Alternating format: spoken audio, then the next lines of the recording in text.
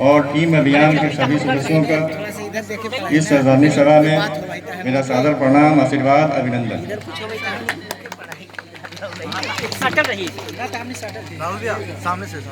नरेश के साथ न तो कभी मैं पढ़ा हो स्कूल में न कॉलेज में। इनसे कब मिला, कैसे मिला, अब बहुत ज़्यादा सोचने पे ये याद आती है कि किसी कोचिंग संस्थान में हम लोग मिले थे। कोचिंग संस्थान में काफ़ी लड़के होते हैं। उन लड़कों के बीच में और इनसे, ये हमसे 3 साल जूनियर थे। कैसे हम लोगों के फ्रीक्वेंसी एक दूसरे से मैच किया, ये ना हमें मालूम है ना इन्हें मालूम है। और उसके बाद हम लोग धीरे धीरे अपने जीवन का जो लक्ष्य रखे थे उस पर बढ़ना शुरू किया। आज नरेश और नागेंद्र भैया को कोई इंजीनियर के नाम से जानता है, कोई आयुक्त के नाम से नहीं जानता है। मैं उस नरेश को जानता हूं जो अभी अपने पूर्व में हमारे बोलने से पहले इन्होंने जो बातें रखी थी कि हम लोगों के पास कुछ नहीं था। ये बात सही है कि मैं उस समय डिप्टी कलेक्टर और हमारे पिताजी एसडीएम और डीडीसी थे, उनका मैं लड़का था। लेकिन ईमानदारी क्या चीज़ होती है, हम लोगों ने साथ उसको समझा है, देखा है और उससे काफ़ी कुछ सीखा भी। तो नरेश बना, उसकी बड़ी लंबी जद्दोजहद है। एक नोट्स के लिए हम लोग 20-20 किलोमीटर दूर जाते थे। हम लोगों में ऐसा नहीं था कि साथ पढ़ने पे जो है, साथ काम करने पे कंपेटिटिव नहीं होता है, कंपेटिटिवनेस होता, लेकिन हम लोगों के बीच में कभी भी जो है कि निगेटिव जो है कंपेटिटिव कभी नहीं रहा, हमेशा सकारात्मक रहा। कभी ये कहते हैं कि मैं जिस जगह पे हूँ वो मेरे वजह से, और मेरा पूरा परिवार ये कहता है कि मैं जिस जगह पे हूँ वो नरेश और नरेश के भाई के चलते हूँ। आपको जानकारी के लिए बता दें कि जब हम लोग यूपीएससी में अपीयर हो रहे थे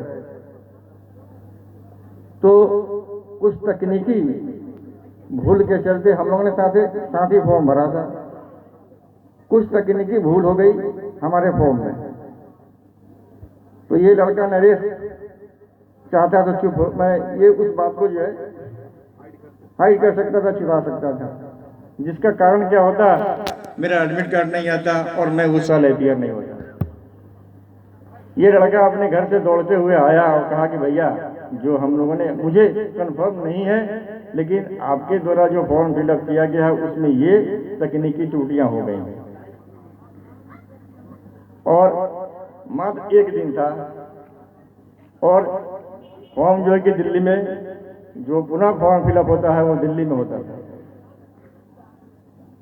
तो उस समय हम और नागेंद्र भैया दोनों आदमी बिना टिकट के, क्योंकि रिजर्वेशन और टिकट लेने का तो सवाल ही नहीं था, तो बिना टिकट लिए हुए हम लोग जो है मगध से चले, जाके दिल्ली में फॉर्म भरा हम लोगों का। और हम लोगों के पास, आप जो कहेंगे तो लगेगा कि किद्वंती है, महज 50 रुपये हम लोगों के पास था, महज 50 रुपये था। और वो भी हम लोगों ने रखा था कि यदि बीच में टीटी अगर ज़्यादा तंग तबाह करेगा उसको देने के लिए। तो हम लोग गए बिना खाए पिए, वहाँ पे दिन भर हम लोगों ने फॉर्म भरा और बिना खाए पिए दिल्ली से हम लोगों ने वापस आया। उसके बाद यूपीएससी का एग्जाम उस साल हम लोगों ने दिया, दोनों भाई क्वालिफाई किए। ये बात अलग है कि इंटरव्यू में हम लोग उसमें नहीं हो पाया, लेकिन असफलता के बाद जो सफलता का थोड़ा सा स्वाद जो चखने को मिला वो पहली बार मिला हम लोगों को। और उसके बाद हम लोग निरंतर प्रयास करते रहे।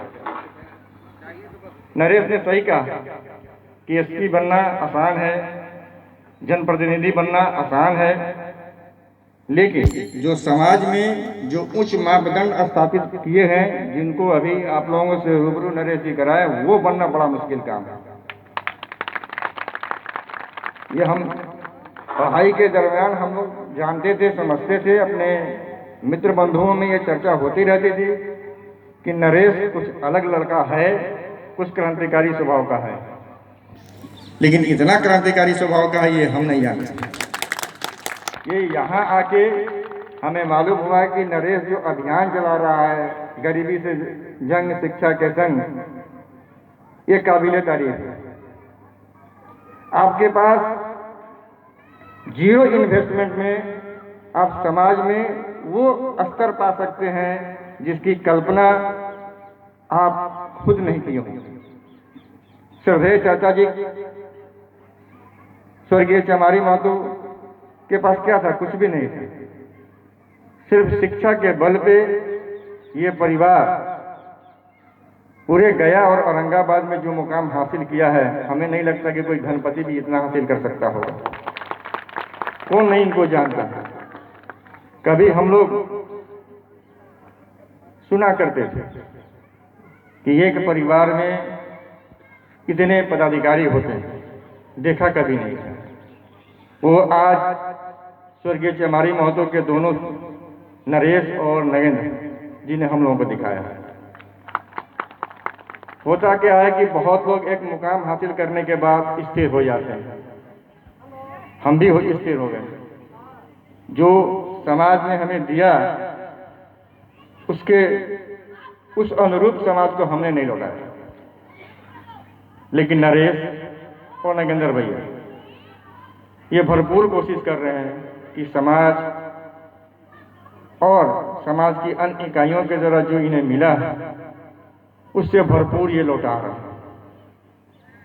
उम्मीद है कि इस अभियान में अगर मेरे लायक कोई भी काम मिला अगर तो नरेश जी हमें देंगे और मैं उसमें सहर्ष जो है कि उसमें अपनी भागीदारी दूंगा, ताकि समाज के द्वारा जो मुझे मिला है मैं भी उसे लौटाऊं।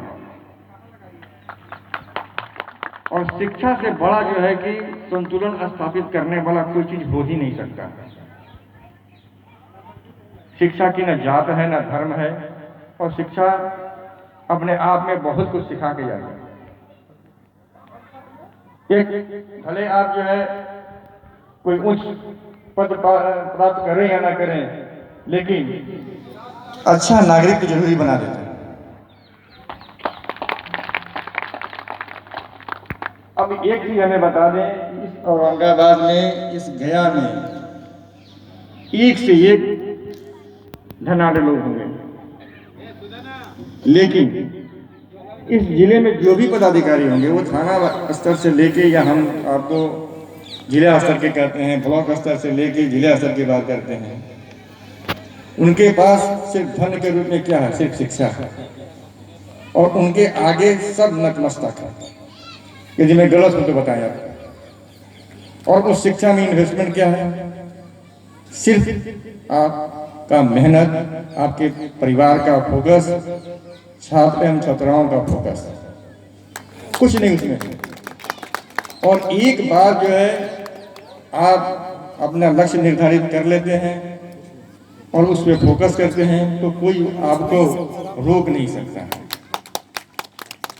और उसका जीता जागता उदाहरण आपके सामने खड़ा है। मैं इनको जानता हूं, इनके परिवार को जानता हूं कि ये क्या थे और क्या हैं। तो मुझे बड़ी ही गर्व की अनुभूति होती है जब नरेश या नरेश से जुड़े हुए समाचार सोशल मीडिया पे, प्रिंट मीडिया पे, इलेक्ट्रॉनिक मीडिया पे हमें देखने को मिलते। तो इस नवाबगंज से सिर्फ एक ही नरेश, एक ही नागेंद्र जी क्यों निकले, और लोग निकले। और जब एक नरेश और एक नागेंद्र पूरे समाज को इतना परिवर्तन कर सकते हैं, तब समझ लें कि अगर इस गांव से 10 नरेश और 10 नागेंद्र निकलेंगे तो कितना समाज का परिवर्तन करेंगे। तो उम्मीद करते हैं कि सच्ची श्रद्धांजलि हमारी श्रद्धेय चाचा जी का वही तभी सब होगा जब इनके द्वारा जो अभियान चलाया जा रहा है उस पे जो है कि हम लोग पूरे जोर शोर से लगे। और पुनः एक बार नरेश आपको बहुत बहुत धन्यवाद कि आपने हमें यहाँ बुलाया और मैं यहाँ पे आया। बहुत बहुत धन्यवाद। Thank you.